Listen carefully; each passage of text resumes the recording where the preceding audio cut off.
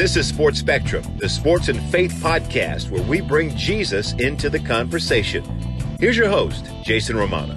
What's up, guys? Welcome to the show. I am Jason, and this is Sports Spectrum. And our website, of course, is sportspectrum.com. Great place to go to find all of our podcasts, to find a daily devotional Monday through Friday, and different stories and articles on the intersection of sports and faith. They're all there at sportspectrum.com. And you can email me directly, jason@sportspectrum.com, if you have any show ideas, any guest ideas. Maybe you have a story that you want us to share here at Sports Spectrum, whether it's with the website, whether it's with our magazine, or maybe for this podcast. You can email me directly, jason@sportspectrum.com.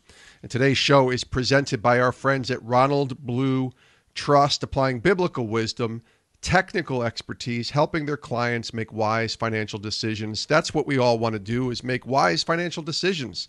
And as we're here now in 2021, we want to know how we can be good stewards of our wealth, and that's what Ronald Blue Trust does. They help us experience clarity and confidence in leaving a lasting legacy. Check them out at ronblue.com for all of your financial questions and concerns. Ronald Blue Trust, ronblue.com.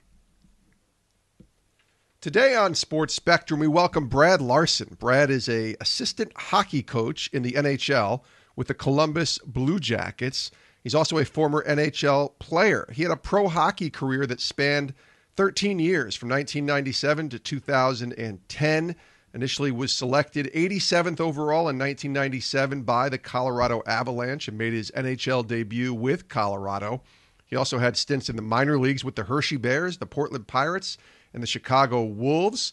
Had an NHL career that spanned 294 career games over 8 seasons with Colorado and the Atlanta Thrashers, the now defunct Atlanta Thrashers that have now moved on to become the Winnipeg Jets. After his playing career was over, Brad became a hockey coach in the AHL, the minor leagues of the NHL, the American Hockey League, with the Springfield Falcons, where he was a head coach for 2 seasons.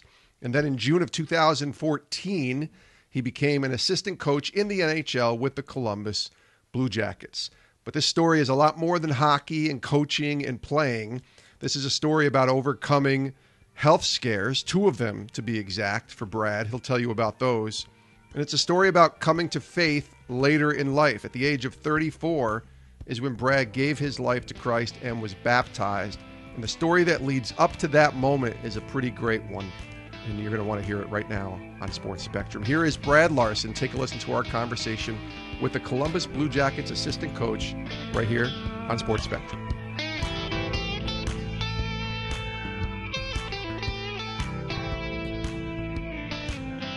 Brad, welcome to Sports Spectrum, sir. How are you? I'm doing great. Thanks for having me. Appreciate it. Absolutely. It's good to talk to you. Good to see you in the midst of a pandemic. And we're still going strong here, it feels like, as we hit late 2020 and early 2021. I got to start with last season for you, and certainly seeing the Blue Jackets make it to the bubble and the playoffs and the pandemic happening. What was this last year like for you? I have to imagine it was unlike any other. Yeah, well, I mean, everybody's dealing with, it seems like, whether it's in sport and just regular walks of life and in business, you name it, we're all having to deal with it. So obviously it was pretty shocking being at the arena. We were going to be the first arena to play a game. We're supposed to play Pittsburgh, and there's going to be no fans. Basically, our Torts came in and said, hey, I think there's no morning skate, and I don't even know if we're going to play. And then that was it. They shut it down. So you dealt with that. And then they found a way to make it work in the bubble there in Toronto and Edmonton. And it was an incredible experience. The NHL and the players union, they did an amazing job of getting that working together, first of all. And then the setup was outstanding. The only hard part was just being away from your family. Truly, it was, as far as the hockey side of it, the amenities taking care of us. Strange, obviously, without fans. Playing playoff hockey, not having that energy, that's something you look forward to. But all things being said, they did the best they could with a really, obviously, a tough situation in the pandemic, and we fell short of our goal. But it was beating Toronto was good, and and really playing Tampa in a really hard fought series. It was tough to lose, but worth the experience. And, now here we are, just wait and see when and if we'll start. The Tampa series, even though it was 4-1, and you just look it up on the internet and you say, okay, 4-1, they lost pretty badly. When you look deep at those games, your 4 losses were all by 1 goal. You had one game that went 5 overtimes. I remember being on vacation down in North Carolina and seeing it go to the second and the third and the fourth. And I'm like, this is incredible. What was that like, that series? You mentioned the series a little bit and fighting hard against a tough team that ended up winning it all. But what was that like going through a series like that, where every game is so close, and especially a 5 overtime game in game 1? Yeah, we're the only team that played them to 1-goal games and for the whole series. And it on the surface level, it looks like, wow, they took over and dominated. And that certainly wasn't the case. Arguably, our 2 best games were our last 2 games, and we lost both. Where we felt like we played really, really well. Vasilevsky was outstanding. And playoffs, it's what it is. It's a break here or there. It's taking advantage of situations, and they're a very dangerous team, as we know. But the series itself was really, really hard fought. It was physical. It was without the fans, it was very there was a lot of emotion on the ice. It was a close series, and even being up, we were leading that game 5, 4-2, and looked like we'd be pressing to game 6, and they get a little bit of a lucky goal from Shattenkirk, and then they tie it off a skate within the last minute, and 6-on-5 is a bad bounce, and then in overtime, a regular just D overpass behind the net, takes a crazy bounce, goes to their 2 best players, and it's in the back of our net. So to advance and go far in the playoffs, you need breaks, and they got them. Well-deserved champion. They're a heck of a team. No question about it. And, but you're close. You're that close to, 3 out of the last 4 years we've lost to the Stanley Cup champions. Wow. And we're only one of 3 teams that has made the playoffs 4 years straight in these last 4 years in the NHL. So, we're doing some good things. We're kind of knocking on the door, but we want to take that next step. And the only NHL, or the only team that wasn't crowned champion was Boston, who lost in game 7 in the finals. So, right. Yeah. So if you beat us, you're going to win, that's kind of how it goes. That's what you need to do. So, but the series was great, especially there was a little bit of emotion because of the year before we beat them, we swept them, and they were breaking NHL records of, a regular season, and their number 1 power play, number 1 penalty kill, and we swept them, so they had a little bit, some scars that they wanted to try and create some redemption. And they did. They were a really good hockey team, and they deserve what they got. Is it weird coaching? I wonder if you're coaching differently in a pandemic, in the sense of, not in a pandemic, but in a bubble, where the fans can maybe drown out some of what you might say and not everybody's hearing it. And in this case, maybe anything you're calling out, if you scream loud enough, everybody can hear it because it's so quiet in there. Do you have to coach differently in a situation like that? I don't know. I mean, I would say 90% of your preparation is done before that puck drops. It's, football's a little bit of a different entity. You're scheming and you're reading defenses and you're changing things maybe at halftime, and you got overviews and all these different tools. And with hockey's a pretty simple sport. There's a lot of complexity within your team and different dynamics. But as far as kind of the nuts and bolts of it, your adjustments come on. It's my favorite thing when you hear after game 1 you lose, and they're like, what adjustments are they going to make? And man, half the time it's a bounce here and there. It's probably maybe you lacked energy. Your competitive level wasn't where it needed to be. So it's really intangible you can control. But there's face-off adjustments. There's different things maybe on what they're trying to expose. But really the coaching's done.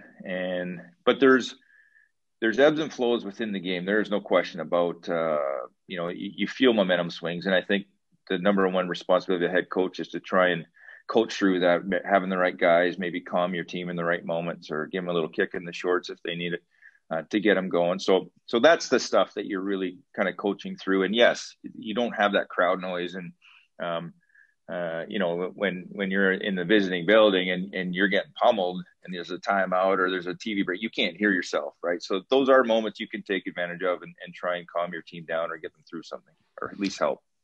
Brad Larsen's joining us here on Sports Spectrum, the Columbus Blue Jackets assistant coach, longtime NHL player as well. Was that something from the very beginning, like coming out of the womb? Were you a hockey guy? Was that something from a very young age, or was that something that kind of took shape for you a little bit older? I was your typical Canadian kid from Western Canada that had the dream of playing. I just loved to play. I loved it. It's funny. I watch kids now and what they go through, and it's so much different than when I just wanted to play, be on the ice. But then once the hockey season's over, I played baseball, I played soccer.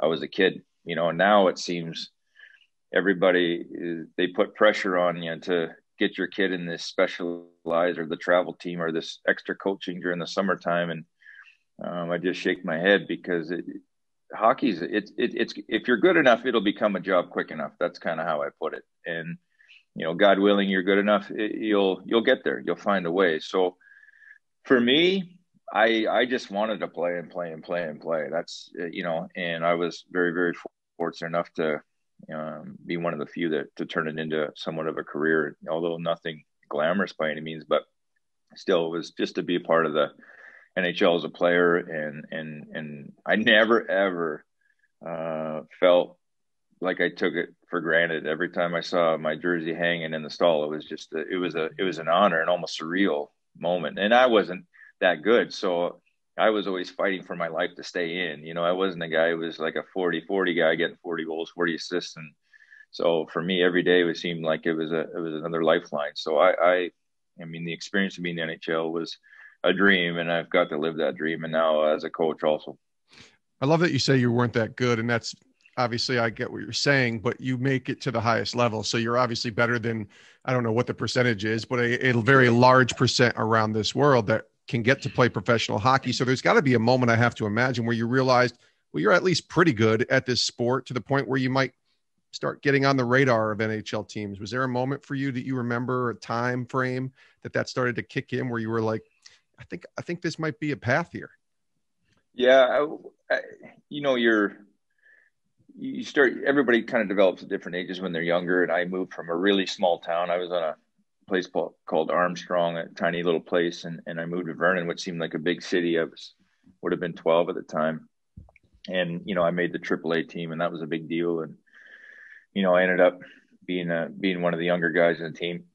I ended up being, second leading scorer. And then, and then things started taking off where, you get drafted in the Western Hockey League. And I was a first round pick, and I didn't really understand it at the moment, but it was a really big deal, and I played junior B hockey when I was 15, and I was playing against guys that were 21 and 20 and 19 and led my team in scoring. So you start to feel like, wow, things are working out here. I'm enjoying it. I'm being put in some really neat situations and being able to somewhat thrive, I guess, in those situations. And then, I played for my country in the under-18 team and was named captain, and we won gold medal. So that was a huge honor. And then I made World Juniors for Team Canada, and we won gold medal. And the next year I made it again, and we won gold medal, and I was captain of that team. So, to represent your country 3 times, win gold medals, and be captain of it twice, it was, massive honor, obviously, and huge responsibility. But yeah, you start to think, man, maybe there's something here that I could turn into a career. And,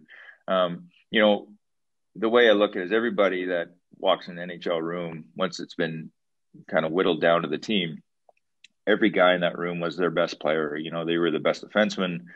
They were on the All-Star team. They were top scorer. You can go through it. And so it's a pyramid, right? You get to the top, and all of a sudden now I'm in a dressing room with Joe Sakic and Peter Forsberg and Ray Bourque and Rob Blake and Patrick Waugh, and you realize you're not that good, and I don't mean that in a demeaning way, but sure, my skill set and all those men that I just mentioned are all Hall of Famers, and you see their skill set, you start to realize, wow, this is a whole nother level of good that you're getting to see and be a part of every day. So, yes, there's 750 jobs out of 7 billion people. Yeah, it's the percentage, I don't know what it is. It's very minuscule of making it. But, once you get to that status and then you see the best of the best, you really understand how lack of ability you have in some moments as compared to some of these guys. Take me back to the memories that you have of that first hockey game. You just shared probably a little bit of that when you walk in and you see those Hall of Famers, beside you. But take me to that first game and what you remember about making your NHL debut. Yeah, I'll never forget it. I was in the minors in Hershey, Pennsylvania. We had a day off, and I was really just learning about conditioning and trying to stay ahead of it. My coach at the time was pretty hard on me on that, and I always thought I worked hard, but didn't really get it. Anyways, it was about 2/3, 3/4 of the way through the season.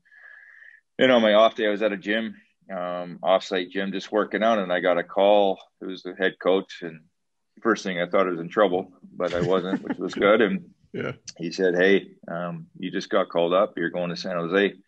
So he goes, "Your flight leaves in about an hour and 40 minutes." So I had to I sprinted home, sprinted to the rink. Good thing Hershey's small. Yeah. Picked up a suit, got on the plane. So excited. I mean, just excited like you couldn't believe. And, it's cross country too. And it's a noontime game start. So I brought an extra suit. I just bought this brand new suit. It was like $300 or $400, a huge purchase for me. Ended up forgetting it on the plane. I lost it, never got it back. Oh.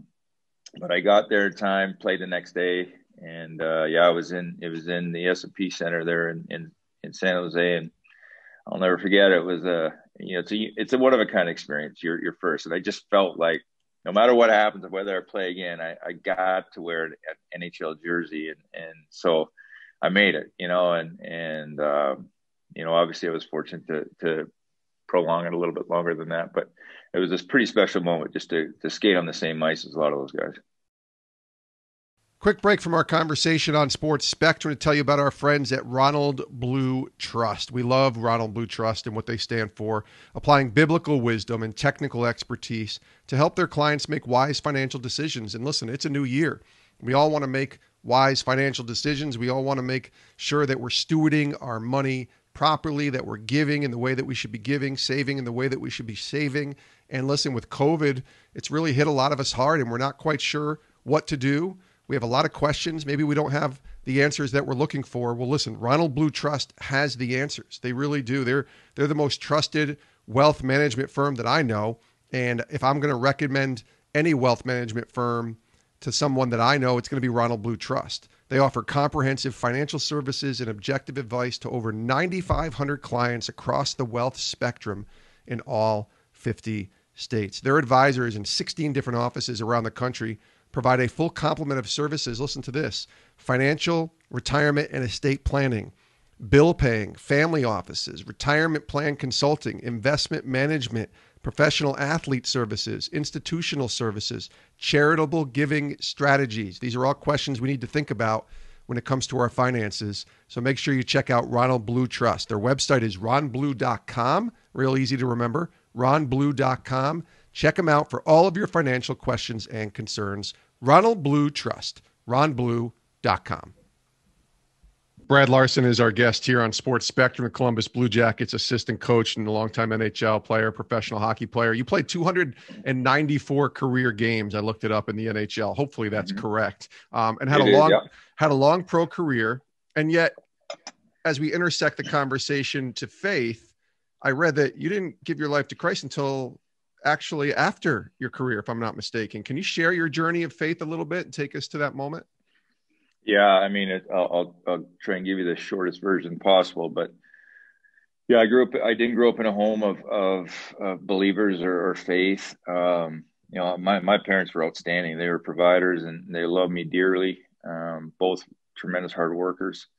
But religion was never spoke of in my house. So, you go through your career and, at 15, I leave home to go pursue hockey, and I have had this conversation with my parents and asked them, "Were you guys crazy? Let me walk out the door at 15 to go live with another family." But back then that's just kind of what you did, and so, yeah. So at 15, I'm learning and seeing things I probably shouldn't, and learning from probably the wrong people, and how this goes, the story. And so in 16, I move on to the Western Hockey League, and it's kind of the same story. And, very, very blinded of of what purpose is in my life. I mean, my purpose in my life at that point was I want to be an NHL player. That's it, period. And whatever comes of that. I go through a fairly successful junior career, like I was sharing with you, played World Juniors and captained my team and did pretty good, I guess, as far as statistically. And then turned pro at 19, turned 20 going in that summer and start my pro career. But again, there's no faith or there's no talk of religion in there. And I was an atheist. I wasn't, I just assumed, like most that don't really give themselves to Christ, that if there is a God, I'm good enough. He sees I'm a pretty good guy. And, I give to some charities. I'm pretty nice to people, but as you know, the one thing that I lacked, and I think I really started to realize it when I finally made Colorado full-time with the Avalanche and kind of the middle of their heyday where they were really good, just coming off a Stanley Cup win when Ray Bork won it there in 2000, 2001. And I was part of that team. I played 9 games only, but I was there for the whole playoffs and the whole run. So coming off a pretty big high as far as hockey wise, and you think you've kind of made it in the world, right? And then next year I'm full-time. So like you said, I'm sharing the room with all these Hall of Famers and I always just put it this way, is like, I really just started to drink the Kool-Aid, right? You go home and you got a fancy new car and you're trying to show everybody how great you are. Now I've made it, and I'm embarrassed to share most of these stories, but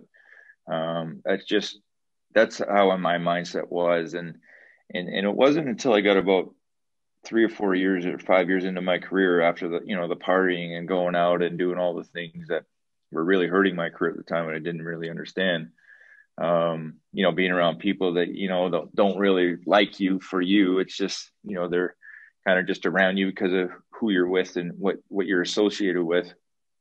I started to realize I didn't have any peace in my life, and it didn't make sense to me at that time where, I have a great income for a single guy. I have status as far as I'm in the NHL playing on a great team, but there was no deep rooted peace. And, it's easy to understand now being a believer, but at the time I started to at least make some changes in my life. I started to pull away from that scene and knew that I started to do some thinking on my own. I was still scared of, I would say, religion at that point. I don't think, a lot of things for men, and I can speak from my experiences, it's a lot of ego and pride and trying to surrender to something that I can't see physically, or, I needed it to be black and white. I needed all my answers, or all the questions that I had to be answered perfectly.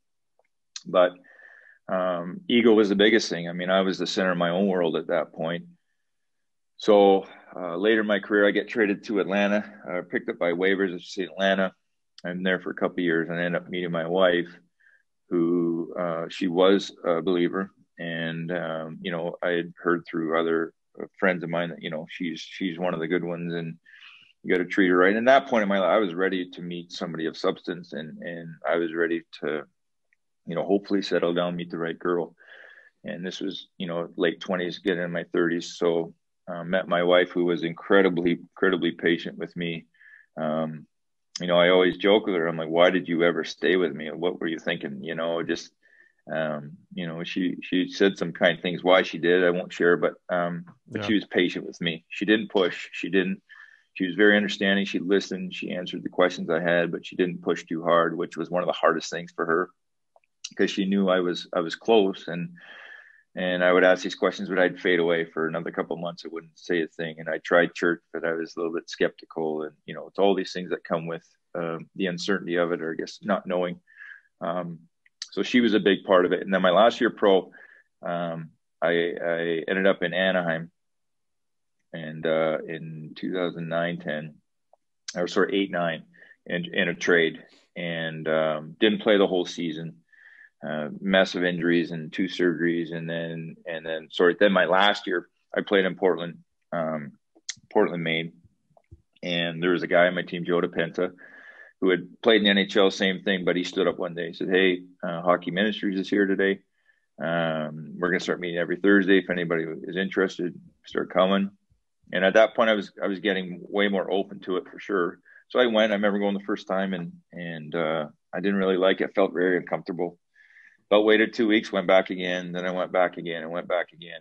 And there was something about Joe. Joe just carried himself differently than the other guys, the other teammates I had, and I liked it. I liked that, you know, he wasn't cursing all the time. He was a very aggressive guy on the ice, but he was you could tell he had a big heart, very, very kind, and just spoke differently.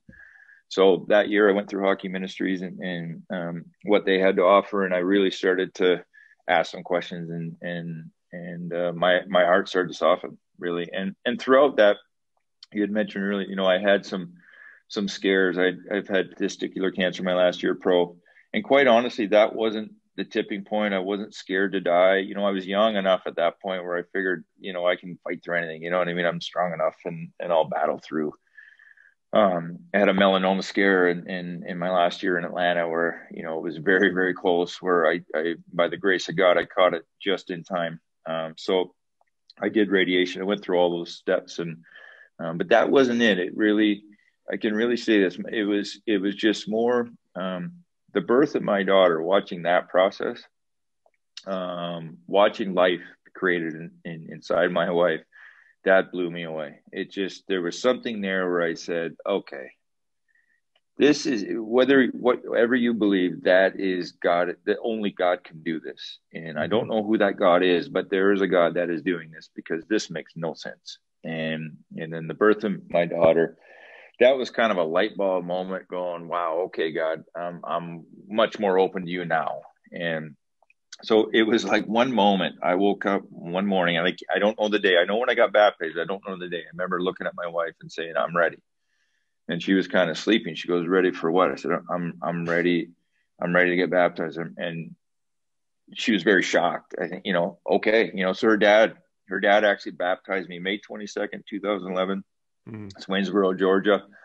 I got dunked, and it was, yeah. I mean, anybody that now is kind of crossed over or given themselves to Christ, they understand what that feeling is. And I was terrified the next morning. I mean, absolutely terrified, because my wife had given me a Bible. I remember holding that Bible and going, what do I do with that? Like, that thing is massive, and I'm not going to understand a thing out of it. And then I remember, right to the ego side of it, right, I was this certain guy to most people. I was, you know, yeah, we'd party, we'd have fun, I could do this and that. And all of a sudden I'm like, now, do I have to change that? Do I have to be someone different? It was very confusing to me. Yeah. So I didn't share it with my parents for a year, and not because I was worried about them disowning me. I just didn't know what to tell them. You know, I thought most people think I'm crazy, which I'm sure they do now. Sure. But people that know me from back then and see me now, they've seen a big change, and it's just God. And that's, you know, now I'm at a point where I'm very upfront, very open, and you're so, the urgency for others to come to Christ and what he has to offer, and the grace that he gives you, and its salvation, and what's at stake. Right. It's a gift that I can't give. It is by grace only, so that man can't boast, right? And it's so beautiful when you see that and hear that and understand it, that we can't earn it, and there's nothing we can do to.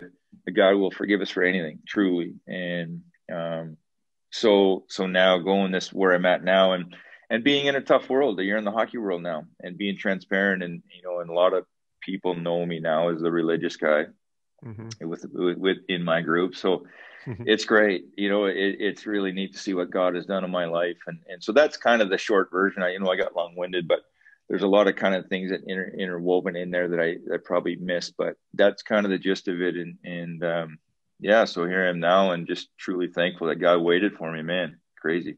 That's a great story. And by the way, this is a podcast, so you're allowed to go long-winded, okay. Brad Larsen. All right. Sorry. No, that was beautiful. Thank you for sharing that story. And I think the one question I have to follow up was, what was the conversation like with your parents? What was that like? You said you waited a year to tell them. So what was that like when you finally told them? They were super accepting, understanding. And I think the biggest thing I wanted them to understand is, my wife did not brainwash me. Nobody fooled me into this, that I'm a grown up and I made my own decision here. And I explained why, what kind of the path and how this happened. And because I certainly didn't want my, this is, and again, I probably go back to how I perceived religion before I was a believer. So I perceived everybody in if you were a Christian, you were weak, and someone had kind of brainwashed you through this, and maybe something bad happened in your life, so you needed a crutch to kind of lean on. And so this is my own perception. I used to argue the Bible, and I had never cracked the thing. It's the epitome of foolishness and stupidity. And, people would be, like trying to explain it to me, and I would brush it off. But I look back now and I understand why. I mean, I had to defend what I was believing or not believing, I guess, probably more accurately. So, you fight fire with fire, right? So I'll just come at them and thinking I sound so intelligent and so smart, and it's so ridiculous when you look back at those moments, and you wish you could apologize to a lot of them, but you can't. But I looked at it. So my conversation with my parents was great, and I just wanted them to know that I did this on my own accord. Like, this was something that, and what I lacked, and now it was still pretty early in my walk. I mean, a year into it, I was still trying to figure things out. Not that I knew what I had done and what I was grateful for it, but understanding what kind of lies ahead and what that's going to look like for me. So I'm in a much better place to maybe describe it more articulate, and now just how God has worked through my life and the things that he's done, and what he continues to do. And I feel so inadequate a lot of times trying to explain it or try to acknowledge what he's truly doing. But I think just, God will help you. He'll give you the words. He'll give you the, those moments to just let him shine through, and just, Joshua 1:9 is something that it's like engraved in my heart now of just, have I not commanded you, be strong and courageous, do not be discouraged or dismayed, for the Lord your God is with you wherever you go. So he's like, man, I'm here when it's good, I'm here when it's bad, and everything in between. And don't be a coward, don't share. And one thing I've really tried to do is do it respectfully and tastefully, and not in a pushy way, because I know what that's like. If someone pushed, the harder they push, the more I pulled, and so really just trying to share my story, my journey, and it's not my job to get somebody to Christ. God's got that covered pretty good, I think. So for me, if he uses me just to share and plant the seed, then that's awesome. And if I can be part of somebody's story, then even better. And I've been fortunate to be part of a few really neat experiences. So God is working, and he's using me as he sees fit. And I'm just trying to be obedient and just trust what his plan is. Well, that's what I wanted to ask you as we wind down here, is the opportunities to now be a witness for Christ in a place like the NHL. Like, you're a coach now there and have a lot of influence. And obviously, like you said, you don't want to force your faith. In fact, you're not hired by Columbus to be a Christian. You're hired to be a coach, but you're still a Christian everywhere you go. So how has that been for you, that influence, and being able to see the way you carry yourself, the way you treat people, the way you talk to people, and that being a witness for you in your walk with the Lord? Yeah, well, the way I look at it now is, and again, I really struggled with that early, I would say, as far as what that picture looks like. And I never wanted to separate the two. I don't want to hide the fact that I'm a Christian or I'm a believer, but you also don't want to come across preachy, I guess is the best word. Or sure, hey, God loves you. Most people know that if that would be the first thing you'd say to them. It's more like anything. If I never said a word to anybody but how my actions are, how I carry myself, how I treat my wife and my kids, and how I treat my staff, how I treat the players, am I helping? Am I courteous? Am I a man of integrity? Can people trust what I say as far as my word? Those are the things that, like Joe, for me, he carried himself differently. Why is Joe, you're kind of giving a sideways look, like Joe's different. Why is Joe different? And then the more you tend to be around people like that, you want a little piece of that. You're like, why? What does Joe have that I don't have? He seems, and again, for me, it's the peace. It's that inner peace. No matter what situation I'm going through, I have true peace that, like God's at the front of it. I didn't fool God, and God's not fooled by any situation I'm going through. He knows exactly what's going on. And so praising God in those storms, and praising God in when things aren't so great, and understanding that. And I've been through a few of those situations, and then watching God, how he sorts through it for me. It's incredible. So no, they didn't hire a Christian. They hired me, but I am a Christian. So they have hired Brad Larsen, the Christian, and you're going to have to deal with that whether you like it or not, and not in a pushy way at all. It's just who Sure. I am, and so I never want to be in a situation where I have to hide it. And God doesn't want us to hide it. He wants us to stay true to Him. And so the one thing I've read just this book by Joe Gibbs 3 times, and I'm on my 4th. Believe it or not, it's the same book, and it's called Game Plan for Life. Sure. Yeah. And that book, for whatever reason, has just hit home with me. There's just so many different aspects, and I didn't know Joe Gibbs, to be quite honest. I grew up in Canada, so Joe You don't Gibbs know that he's a Hall of Fame coach in the NFL? No. I do now. Kind of a big deal. Yeah. If you say, hey, have you ever heard of Joe Gibbs around the sports world? They kind of give you a sideways look, like, of course I have. So, Yeah. So the irony is, I didn't really know Joe Gibbs at all, and reading his book, he's 3-time Super Bowl, 3-time NASCAR. Might even be more now. I don't know, because the book's a little bit older. But the one thing, like, God has prepped me for it, especially in the last year and a half, was, there's 3 words, and it was near the I can't remember what chapter, but it was audience of one. And that is just hit home with me of, it's impossible to please people. I'm flawed. People are flawed.